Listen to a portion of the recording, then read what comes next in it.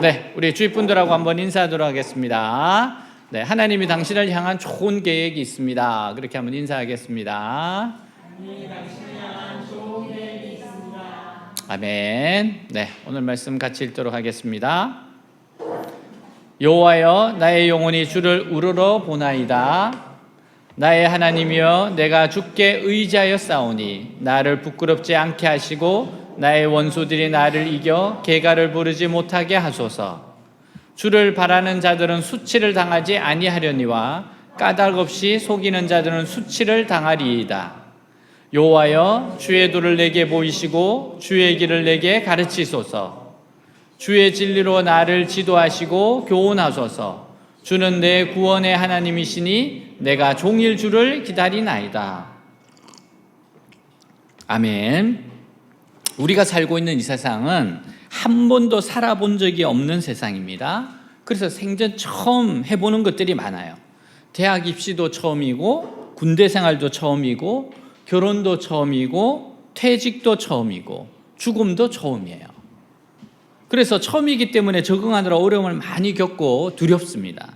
그래서 우리는 이런 일을 먼저 겪은 인생의 선배들을 통해 도움을 받아요. 그러나 그분들도 겪어보지 않은 일은 도와줄 수가 없습니다.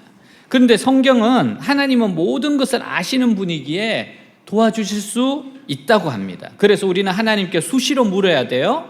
특히 위기에서는 더욱 자신의 길을 인도해 달라고 하나님께 기도해야 됩니다.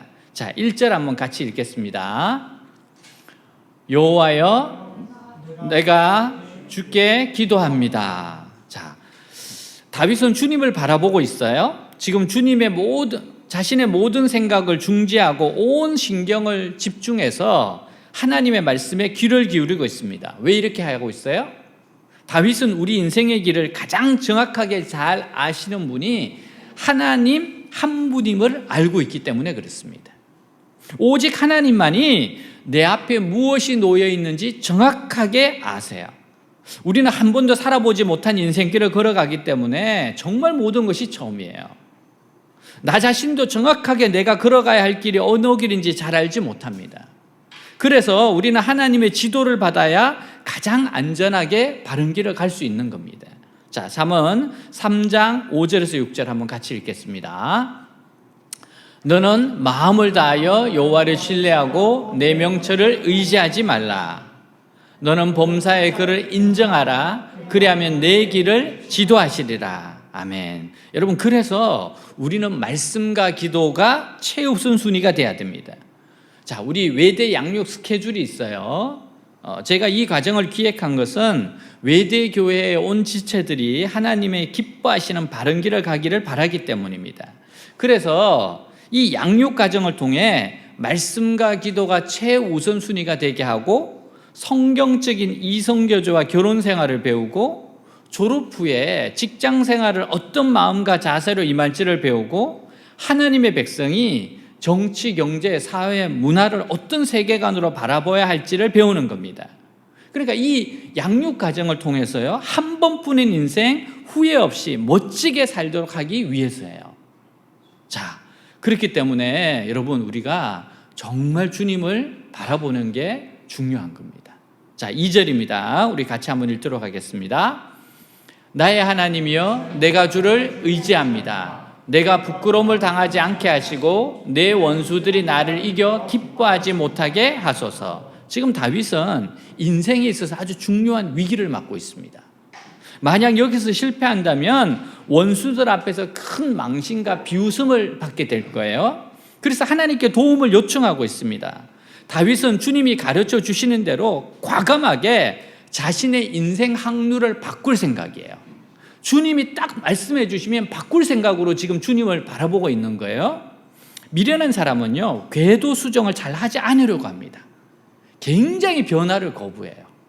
그냥 하던 대로 하려고 합니다. 그래서 엄청난 손해를 보고 결국 망하는 겁니다. 지혜로운 사람은요, 바른 길이 아니라고 확신이 들면 과감하게 노선을 수정합니다. 이것이 참으로 지혜로운 일이에요. 지금 자신이 무리를 하고 있는 줄 알면서도 사람들의 인기와 기대를 떨쳐버리지 못해서 그 궤도를 바꾸지 못하는 사람들이 있어요. 그러다가 나중에 그 사람이 죄에 빠지거나 병으로 쓰러지게 되면요, 그때 사람들은 그를 마치 헌신짝 버리듯이 버립니다. 그리고 자기 관리를 잘하지 못했고 영성이 떨어졌기 때문이라면서 돌아서서 욕을 해요. 여러분, 그러니까 우리 믿는 사람들은 차라리 다른 사람들에게 실망을 주고 변덕스럽다고 비난을 받는다 하더라도 미리 과감하게 궤도를 수정할 수 있는 용기를 가지는 것이 좋습니다. 하나님이 자, 지금은 바꿔야 된다, 변해야 된다, 그러면 곧바로 하는 겁니다. 누가 뭐래도 그렇게 해야 돼요. 지금 다윗은 중대한 위기에 처해 있습니다. 무엇인가 잘못된 길로 빠져든 것 같아요. 그때 다윗의 마음속에 파고들 수 있는 위험이 무엇인가 하면 패배주의입니다. 그런 모든 것이 갑자기 귀찮아지면서 될 대로 되라는 식으로 자포자기하기 쉬워요. 그러나 다윗은 포기하지 않고 계속 기도하면서 하나님의 뜻을 구했습니다. 자, 3절입니다. 같이 읽습니다.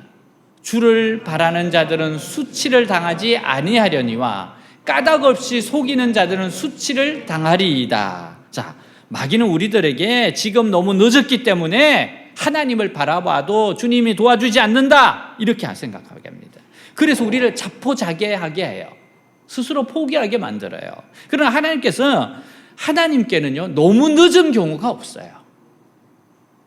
다윗은 그것을 알고 바라고 있습니다. 우리가 언제든지 돌아가기만 하면 하나님께서는 치료해 주세요. 다만 우리가 늦으면 늦을수록 수술하고 치료하는데 시간이 오래 걸리는 법입니다. 빨리 돌아갈수록 좋아요. 그래서 저는 청년의 때 바른 신앙을 가지는 것이 굉장히 중요하다고 봅니다. 이 청년의 때 바른 신앙 가지는 게 너무너무 중요해요. 왜냐하면 청년들은 잘못을 수술하는 데 걸리는 시간이 그만큼 줄어들어요. 그만큼 고통도 덜 받기 때문에 그렇습니다. 이게 시간이 지날수록, 나이가 들수록 훨씬 더 어려워져요. 자, 우리 4절 5절을 같이 읽겠습니다. 여호와여, 주의 뜻을 나에게 보이시고 주의 길을 나에게 가르치소서. 주의 진리로 나를 인도하시고 가르치소서. 주는 내 구원의 하나님이시므로 내가 하루 종일 주만 바라봅니다. 아멘. 여러분, 각 가정마다 집안에 법도가 있어요. 만약 그 법도를 익히지 못하면 그 집에서 생활하는데 어려움이 있을 겁니다. 마찬가지로 하나님의 백성들에게는 하나님의 백성의 법도가 있어요. 다윗은 하나님께 그것을 가르쳐 달라고 기도합니다. 우리가 하나님의 백성이 된 순간부터 그 전과는 다른 삶을 살아가게 됩니다. 우선 아브라함의 예를 들면요, 아브라함은 하나님의 부름을 받기 전에 하란이라는 곳에서 아주 안정된 생활을 하던 사람이에요. 우리는 이런 안정된 삶을 사는 사람을 아주 복되다고 생각합니다. 그러나 하나님께서는 아브라함에게 안정된 삶을 버리게 하시고 가나안이라는 곳에서 말씀 하나만 붙들고 살게 하셨어요. 이것이 가장 큰 차이입니다. 사람들은 할 수 있는 대로 이 세상에서 안정된 삶을 추구해요. 그러나 하나님께서는 그런 삶은 의미가 없다고 보시고 오직 말씀 하나 가지고 모험적인 삶을 살게 하십니다. 왜냐하면 하나님 말씀 속에 길이 있고 능력이 있기 때문에 그래요. 그래서 이스라엘 백성들이 출애굽을 할 때도 하나님께서는 이스라엘 백성들을 길이 좋은 해변길로 인도하지 않으셨어요. 물도 없고 양식도 없고 광야로 인도해 주셨습니다. 왜냐하면 이스라엘 백성들은 떡으로만 살 것이 아니요, 하나님 입에서 나오는 말씀으로 살아야 하기 때문에 그래요. 여러분, 하나님은 우리가 말씀을 믿고 모험적인 삶을 살기 원하세요. 하나님 부름을 받았다? 그러면 그때부터 모험적인 삶입니다. 왜? 말씀을 붙잡고 살아가야 되기 때문에 그래요. 외대교회 다니엘 기도는 2012년 1월 2일부터 시작이 되었어요. 월요일부터 금요일까지 하루 3번 기도회를 가집니다. 하나님이 다니엘 기도를 하도록 감동을 주셨어요. 사실 이게 모험입니다. 한 번도 이렇게 해본 적이 없었어요. 아마 이렇게 작정 기도를 길게 하는 사람도 없을 겁니다. 근데 이게 모험이에요. 하나님을 만났으면 그때부터 너희들은 내 말씀 하나에 걸고 살아라. 우리에게는 모험이었습니다. 1만의 작정 기도입니다. 13년이 걸려요. 오늘이 9814일째입니다. 확실히 올해 일만해가 와. 올해 일만해가 와. 우리는 강의를 위해 기도하고 있어요. 다니엘 기도 가운데 강의를 위해 기도가 있잖아요. 강의를 들은 친구들 이야기입니다. 항상 강의를 하고 나면 항상 하나님의 역사가 있어요. 이거는 뭐 한 번도 없었던 적이 없습니다. 어디든지 역사가 나타납니다. 한 친구가 이렇게 썼어요. 우리 집은 기독교 집안이다. 그냥 어머니 아버지로부터 기독교여서 우리 형제도 자연스레 기독교인이 됐다. 기독교 사상이기에 수업을 듣기 전에는 아무 생각 없이 일요일에 교회에 가서 멍 때리다 오는 게 다였다. 하지만 수업을 듣고 진정으로 예수님을 믿게 된 것에 대해 감사하다. 진짜 실제로 만난 거야. 수업을 들을수록 교회와 성경과 예수님에 대해 궁금해졌고 이 수업을 들은 일이 이번 학기에 감사한 일이다. 동생이 기독교인이라 동생을 이해하고 싶어 들었습니다. 동생을 이해하게 됐습니다. 왜 그렇게 예수님을 사랑하는지 알게 됐습니다. 구원에 아주 가까워지고 있는 겁니다. 저는 성당 다녀요. 신앙생활이 이 수업만 같더라도 정말 재미있게 할 수 있을 텐데 아쉽습니다. 다른 과목들은 하나라도 놓치고 못 들을까 봐 눈에 불을 켜고 수업을 듣는데 이 수업은 지친 저에게 위로와 여유를 줍니다. 정말 이런 수업이 학생들에게 필요합니다. 한 학기 동안 좋은 깨달음을 주셔서 감사합니다.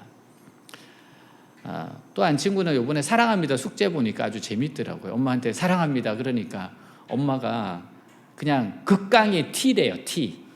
극강의 T인데 사랑합니다 그러니까 가족끼린 그런 얘기 하는 게 아니라고 그랬대요. 가족끼린 그런 이야기 하는 게 아니다. 아주 많아요. 또 어떤 친구는 이제 딱 가서 사랑합니다 그러니까 눈치가 부모님 굉장히 빠르시대요.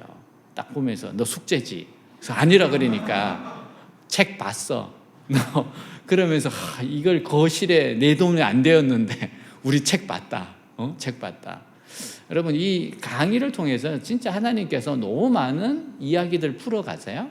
한 친구가 이제 제가 오늘 레포트만 이제 채점했기 때문에 내일부터 이제 또 책을 채점해 가면 또 책에도 엄청 써놨을 거예요. 근데 한 친구가 이렇게 썼어요. 교수님, 지금이 아니면 교수님께 제 얘기를 전할 기회가 없을 것 같아서 여기에다 이렇게나마 남기게 되었습니다. 정말 수업을 듣는 내내 매 강의마다 제 자신을 반성하고 돌아보게 되었던 것 같습니다. 교수님 강의를 들으면서 눈시울이 붉어졌던 적도 많고 교수님께서 보여주신 여러 사람들의 살아가는 모습이 담은 영상들을 보면서 안경 사이로 눈물을 닦기도 했습니다. 그리고 이번 레포트를 작성하면서 유언장을 쓸 때 정말 많이 울었습니다. 오열하느라 진정이 안 될 정도로 정말 펑펑 울었습니다. 지금까지 단 한 번도 제가 떠나고 난 뒤에 부모님께 어떤 말을 할지 생각해 본 적이 없었습니다. 유언장을 써봄으로써 지금까지 저의 삶을 후회하고 반성하게 되었고 앞으로의 제 자신을 바꿔야겠다고 다짐하게 되었습니다. 이런 삶의 배움을 대학교 수업에서 얻게 될지는 몰랐습니다. 교수님께 정말 감사드립니다. 학교 강의를 떠나서 이런 경험은 앞으로 살면서 다시 하기는 어려울 것 같습니다. 교수님께서 제가 지금까지 거쳐간 수많은 학생들 중 하나이겠지만 저는 교수님을 잊지 못할 것 같습니다. 앞으로 교수님을 또 뵐 수 있을지는 잘 모르겠지만 항상 행복하셨으면 좋겠고 항상 응원하겠습니다. 정말 감사합니다. 여러분, 주님을 말씀을 붙잡고 모험하기를 원하세요. 우리가 하나님께서 다니엘 기도를 해라 이렇게 모험을 했기 때문에 이런 열매들이 나타나는 겁니다. 여러분, 기도 없이는 이런 유가 나갈 수가 없어요. 정말 기도를 쏟아붓기 때문에 사람들의 변화가 나타나는 겁니다. 그 다음에 사람들은 할 수 있는 대로 이 세상에서 많은 것을 소유하는 것을 목표로 해요. 많은 것을 가지면 가질수록 그만큼 더 풍족한 삶을 살 수 있기 때문입니다. 그러나 하나님께서는 많은 소유가 아무 의미 없다고 말씀하세요. 그런 거 그렇게 중요한 게 아니다. 그 대신 하나님을 알아가는 것이 목표가 되게 하십니다. 그거보다도 더 중요한 게 나를 아는 거다. 나를. 하나님을 아는 거다. 영국 목재자 샌디 밀러는 자신의 책 족한 사랑에서 육성에 가까울 정도로 실감나게 하나님의 음성을 들은 적이 있다고 했습니다. 그중 한 번은 청년 시절이었어요. 신앙수련회에 참석해서 큰 감동과 도전을 받은 뒤에 그는 홀로 해변을 산책하며 하나님께 기도를 올렸다고 합니다. 그가 올린 기도는 헌신의 기도였어요. 하나님, 저는 하나님을 너무 사랑합니다. 지금 이 순간이라도 무엇이든지 말씀만 하시면 저는 무엇이든지 다 할 수 있습니다.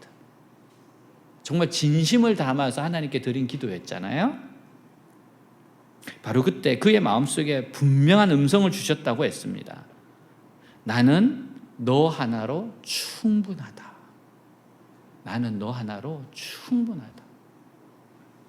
마치 바로 옆에서 자신에게 속삭이는 것 같던 분명한 음성이었다고 해요. 근데 그는 그 황송한 음성 앞에 또 다른 어떤 말도 할 수 없었습니다. 그가 표현한 그의 감정은 당혹감이었습니다. 나 하나로 충분하다고? 복음은 우리를 당혹스럽게 만드는 진리입니다. 나를 너무 사랑해서 십자가에 죽으셨다는 거잖아요. 너 하나로 충분하다. 하나님께서는 이 진리를 십자가 위에서 증명하셨어요. 이 황송하고 당혹스러운 진리 앞에 우리도 결심합시다. 하나님 한 분으로 족한 인생을 살겠습니다. 여러분, 그러므로 하나님을 더 알기 위해 말씀과 기도에 집중하십시오. 우리가 하나님을 알아가면 알아갈수록 더 많은 믿음이 생기게 되어 있어요. 믿음이 크면 클수록 더 많은 기도 응답을 받게 되어 있습니다. 이것이 능력 있는 삶을 사는 비결이에요. 미국 오클슬 교회 바이올라 웰든 목사가 이렇게 말했어요. 만약 홍해가 당신 앞을 가로막고 있고 왼쪽에는 산이요 오른쪽에는 광야가 있고 뒤에서는 애국 군인들이 말을 타고 쫓아온다면 하나님을 찬양하기 시작하라. 왜냐하면 그 상황은 하나님의 기적이 일어나기에 안성맞춤이기 때문이다. 이때가 하나님의 기적이 나타날 때라는 거예요. 살아가면서 길이 막힐 때가 있습니다. 목적지에 와서야 잘못된 길임을 알고 후회할 때도 있습니다. 어떻게 해야 할까요?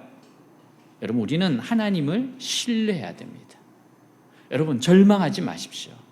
하나님은 우리 인생에 길을 만드시는 분이기 때문에 그래요. 길을 만드시는 분이십니다. 이사야 43장 16절 같이 읽겠습니다. 나 여호와가 이같이 말하노라. 바다 가운데의 길을 큰 물 가운데 지름길을 내고. 자, 19절도 같이 읽겠습니다. 보라, 내가 새 일을 행하리니 이제 나타낼 것이라. 너희가 그것을 알지 못하겠느냐? 반드시 내가 광야의 길을 사막의 강을 내리리. 아멘. 여러분, 하나님은 길을 만드시는 분입니다. 길이 없으면 길을 만드세요. 내 삶의 여정 가운데 가장 좋은 길이 어디인지 아시는 분입니다. 길이 없다면, 막혔다면 새롭게 뚫어주시고 열어주실 수 있는 분이십니다. 그 하나님을 더욱 신뢰하고 그분과 동행하세요. 모든 막힌 길이 열리고 새로운 대로가 펼쳐질 겁니다.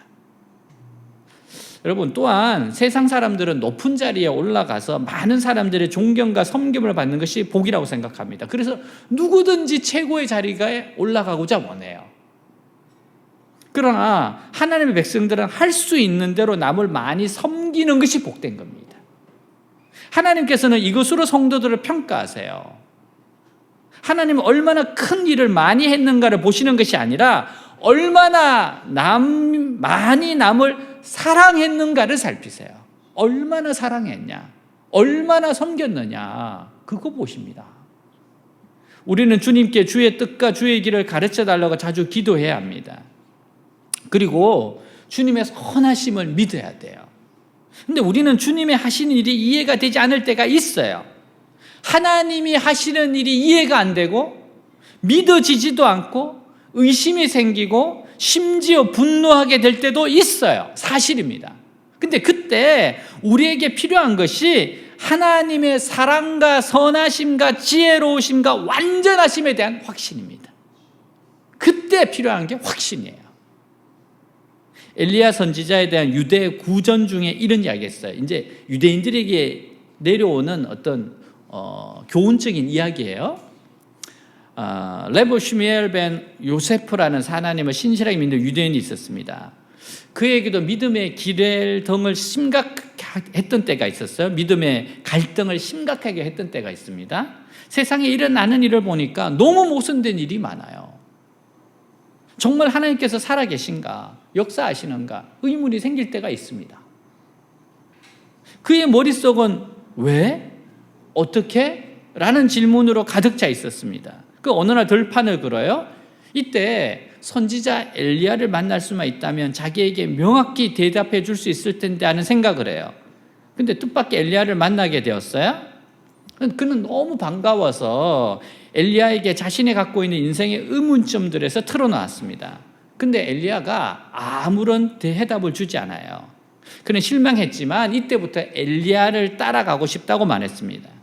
엘리야가 만약 당신이 나와 동행하게 되면 내가 하는 행동에 대해 더 많은 의문을 갖게 될 것이라고 미리 말해줍니다. 내가 하는 행동 이해가 안 갈 겁니다. 그럼에도 불구하고 그는 엘리야를 따라갔어요. 얼마 후에 날이 저물어 가난한 부부가 사는 집을 찾아서 하룻밤을 묵게 됐습니다. 가난한 부부가 가진 유일한 소유는 소 한 마리였습니다. 근데 가난한 부부는 두 사람을 정성스럽게 대접했어요. 두 사람은 그날 밤을 그곳에서 보내고 이른 아침 떠나게 되었습니다. 엘리야는 그 집 주인에게 감사 인사라고 떠났어요. 그때 갑자기 소가 죽었습니다. 그러나 엘리야는 그 일을 뒤로하고 그 집을 떠났어요. 엘리야 정도면 죽은 소 살리기 쉽잖아요. 그냥 가버렸어요. 레브 시므엘은 엘리야의 처신에 매우 못마땅했습니다. 이거 살릴 수 있는데 어떻게 그렇게 친절하게 호의를 베푼 가난한 부부의 전 재산인 소가 죽는 것을 보고도 엘리야는 유유히 집을 떠날 수 있단 말인가? 이해가 안 되는 겁니다. 얼마를 가다가 다시 날이 저물어요. 어느 부잣집에 들러 하룻밤을 묵게 되었습니다. 그 집 주인은 두 사람에게 빵 한 조각 대접하지 않고 아주 박대했어요. 두 사람은 배가 너무 고팠지만 어쩔 수 없이 그날 밤을 그대로 지냈습니다. 다음 날 이른 아침에 두 사람이 그 집을 떠나려고 집을 나섰을 때 그 집 앞마당에 큰 나무가 뿌리채 뽑혀 쓰러져 있었습니다. 엘리야는 그 나무를 보자 곧 일으켜 세워 그 자리에 묻어 주었어요. 슈멜은 엘리야의 하는 행동을 이해할 수가 없어요. 왜 도와줘? 이거 왜 도와줘? 그는 엘리야에게 물었습니다. 선지자여, 당신은 어찌해서 착하고 가난한 사람의 손은 죽게 하고 우리에게 아무것도 먹을 걸 주지 않은 부자를 위해서는 좋은 일을 하십니까?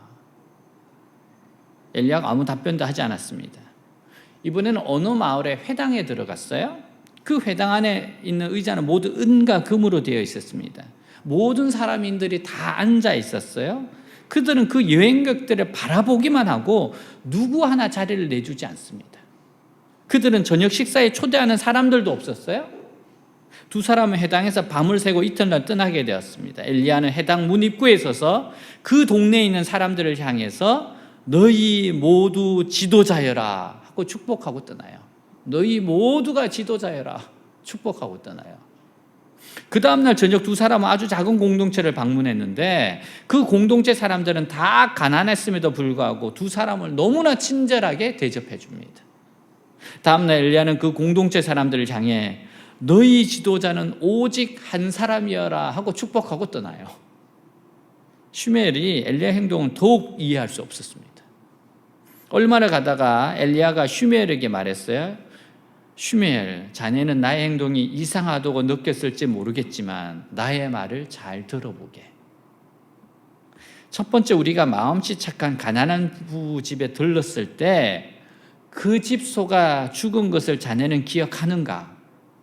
그날 그 집 아내가 죽기로 되어 있었던 날인데 내가 하나님께 간절히 요청해서 그 부인 대신 소가 죽게 됐네. 그 다음 욕심쟁이 부잣집에 들렀을 때 그 집 마당에 쓰러진 큰 나무를 내가 세워준 것은 바로 그 나무 뿌리가 뽑힌 자리에 황금 덩어리가 있기 때문이야. 욕심쟁이 부자가 그것을 발견하지 못하도록 나무를 다시 세웠네. 그리고 우리를 박대한 마을 사람들을 위해 모두 지도자가 되라고 한 것은 축복이 아니고 저주일세. 지도자가 많으면 의견이 통일되지 않아 망하는 법이지. 마지막으로 가난한 공동체 사람들을 위해 한 사람의 지도자가 나오도록 기도한 것은 현명한 한 사람의 지도자가 그 공동체를 인도해야 그들이 잘 될 것이기 때문에 그렇게 축복한 것일세. 나의 친구여, 사악한 사람이 잘 되는 것을 보거든 결국은 그에게 불행한 일을 가져올 것이라는 것을 마음에 기억해 두게. 그리고 의로운 사람이 고생하고 어려움을 겪는 것을 보거든 그 사람이 그 불행한 일로 인하여 구원을 받을 것이라는 그 사실을 기억하게. 그리고 더 이상 의문은 품지 말게. 아무도 하나님의 길을 완전히 이해할 수 없네. 우리는 하나님 신뢰하는 겁니다. 하나님의 그 선하신 성품을 알기에 신뢰하는 거예요. 그리고 엘리야는 수메를 떠났습니다. 자, 전도서 3장 11절 한번 같이 읽겠습니다. 하나님은 모든 것을 때를 따라 아름답게 만드시고 사람에게 영원을 사모하는 마음을 주셨다. 그러나 사람은 하나님이 하시는 일을 처음부터 끝까지 이해할 수가 없다. 자, 3장 12절입니다. 이제 나는 깨닫는다. 기쁘게 사는 것, 살면서 좋은 일을 하는 것, 사람에게 이보다 더 좋은 것이 무엇이랴. 우리 하나님의 선하심을 믿고 말씀대로 살면 됩니다. 여러분, 그렇기 때문에 우리가 할 일은 매 순간 주님이 함께 하심을 믿고 하나님께서 기뻐하시는 것이 뭘까? 내가 순종해야 될 것이 무엇인가? 이걸 이렇게 질문하며 하나님을 따라가는 겁니다. 하나님이 감동을 주시는 대로 하면 돼요. 말씀을 주시는 대로 하면 돼요. 그때 우리에게 필요한 것이 하나님의 사랑과 선하심과 지혜로우심과 완전하심에 대한 확신입니다. 하나님은 완전하신 분이에요. 하나님은 좋은 계획을 가지고 우리를 인도하고 계세요. 하나님은 모든 것이 합력하여 선을 이루게 하세요. 그래서 여러분, 우리는 절대적으로 하나님에 대한 신뢰를 가지고 확신하는 겁니다. 하나님은 이유가 있으셔. 내가 이해를 못할 뿐이지. 하나님은 하나님의 일을 하셔. 여러분, 이 확신이 우리를 살립니다. 이게 우리를 살립니다. 여러분, 그래서 바른 하나님의 말씀을 배우는 것이 인생 낭비하지 않는 비결이에요. 말씀을 배우면 배울수록 인생 낭비하지 않습니다. 결국 하나님의 말씀을 배우는데 모든 것이 달려 있어요. 우리가 하나님의 진리를 배우지 않으면 결국 세상을 따라가게 됩니다. 근데 하나님 말씀을 배우면 하나님의 말씀으로 새롭게 무장이 되어서 능력으로 새로운 삶을 살게 되는 거예요. 여러분, 그래서 앞으로 우리에게 진짜 중요한 게 외대 양육 스케줄이에요. 여러분, 그거를 따라서 차근차근히 와야 돼요. 함께 우리가 가야 됩니다. 그래서 말씀과 기도에 딱 삶에 대해서 훈련이 되고, 그리고 가정에 대해서 훈련이 되고, 직장에 대해서 직업에 관해서 훈련이 되고, 그리고 세계관에서 훈련이 됐을 때 낭비 없는 인생을 삽니다. 여러분, 그래서 오늘 우리가 주님께 주의 뜻을, 주의 길을 가르쳐 달라고 기도해야 됩니다. 우리는 수시로 이걸 해야 돼요. 하나님, 주님의 뜻을 가르쳐 주시고 주의 길을 가르쳐 주십시오. 여러분, 우리가 하나님을 이렇게 기도하면서, 다윗처럼 기도하면서 잘 따라가기를 주 이름으로 축복합니다. 다 같이 일어나겠습니다.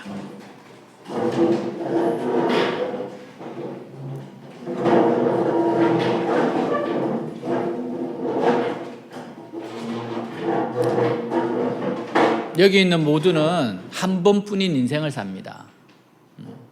뭐 예전에 공주였던 사람 없잖아요. 이거 두 번째 인생 있습니까?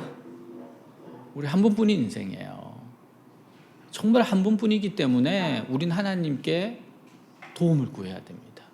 하나님 완벽하게 완전한 계획을 가지고 우리 인도하세요.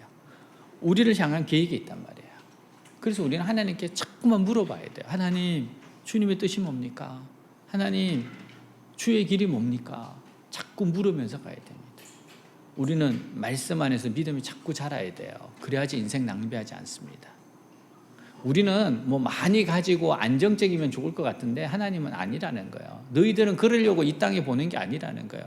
말씀을 가지고 여기서 모험을 하는 거야. 말씀을 붙잡고 멋진 믿음의 공연을 하는 거야. 그래서 하나님을 드러내기 위해서 사는 거야. 여러분, 여기서 내가 편하게 잘 먹고 잘 살겠다 그런 생각하는 사람들은 그리스도인의 삶이 뭔지를 모르는 겁니다. 얼마나 하나님 나에게 주신 거 가지고 내가 얼마나 많은 사람들을 사랑하고 섬겼는가. 하나님 그거 보십니다. 성공은 다른 게 아니에요. 우리가 진리에 굳건히 서고자 원합니다. 하나님 저희들에게 가르쳐 주십시오. 주님의 뜻을 가르쳐 주시고 주의 길을 가르쳐 주시고 지금 이 순간 주님께서 내가 어떻게 살기를 무엇을 하기를 원하시는지 인도해 주시옵소서. 기도합시다. 기도하겠습니다. 하나님 아버지 기도합니다. 주의 길을 내게 가르치시옵소서. 주의 뜻을 나에게 가르치시옵소서. 하나님 한 번뿐인 인생을 제가 부름을 받았습니다. 제가 할 일이 있습니다. 이 땅에서 하나님 살아가야 되는 이유가 있습니다. 목적이 있습니다. 하나님 그 일을 위해서 부름을 받았사오니 여호와여 나의 영혼이 주를 우러러 보나이다. 우러러 보나이다. 주의 길을 내게 가르치시옵소서. 주의 뜻을 내게 가르치시옵소서. 나를 진리로 지도하여 주시옵소서. 내 구원의 하나님이시니 내가 종일 주를 기다리나이다. 종일 주를 기다리나이다. 주여 주님을 기다립니다. 주님을 기다립니다. 주여 가르쳐 주시옵소서. 주님이 가르쳐 주시는 대로 따라가고자 원합니다. 주님의 인도하신 대로 가고자 원합니다. 주님 저를 새롭게 해주십시오. 가르쳐 주십시오. 주님의 길을 따라가게 하여 주십시오. 역사하여 주십시오. 주님 만날 수 있도록 해주십시오.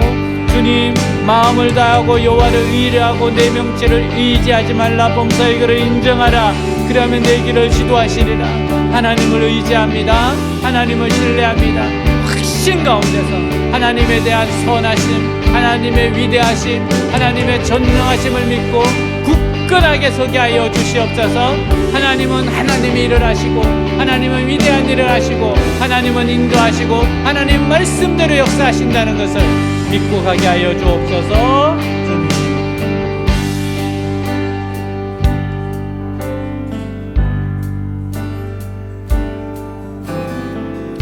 무릎 꿇고 엎드리니 우릴 겸손케 하소서. 악한 데서 등을 돌려 모든 우상 버리오니 깨끗한 손 주옵소서. 주님만 높여드리기 원해. 정결한 맘 주옵소서. 주님만 높여드리기 원해. 무릎 꿇고 엎드리니 무릎 꿇고 엎드리니 우릴 겸손케 하소서.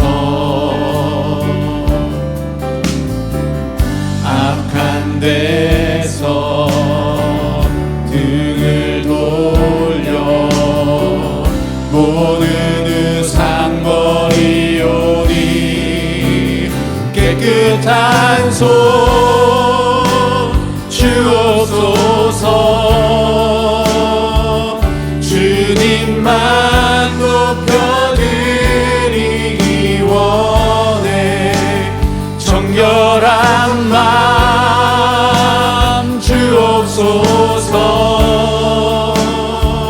주님만 높여드리기 원해. 우리 세대로 주의 얼굴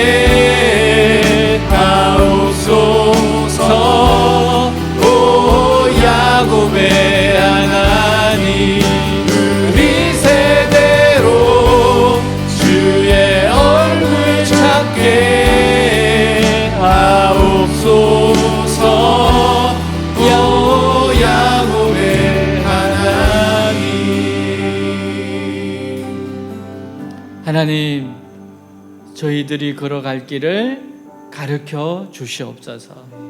주님의 기쁘신 뜻이 무엇인지 가르쳐 주시옵소서. 항상 주님 앞에 물으며 나아가겠습니다. 우리의 삶이 하나님을 드러내기 위해서 사는 삶인 것을 잊지 않게 하여 주옵소서. 잘 먹고 잘 사는 것이 우리의 삶의 목표가 아닙니다. 하나님의 뜻을, 하나님의 길을 가는 겁니다. 하나님, 이 본질에서 벗어나지 않게 하여 주옵소서. 하나님, 저희들에게 가르쳐 주시옵소서. 주님의 기쁘신 뜻을 가르쳐 주옵소서. 하나님의 말씀하시면 궤도를 수정하며 그대로 따라가게 하여 주옵소서. 어디로 인도하든지 따라가는 우리 외대교회 사랑하는 지체들 되게 하여 주옵소서. 우리 주 예수 그리스도 이름으로 기도하였습니다. 아멘.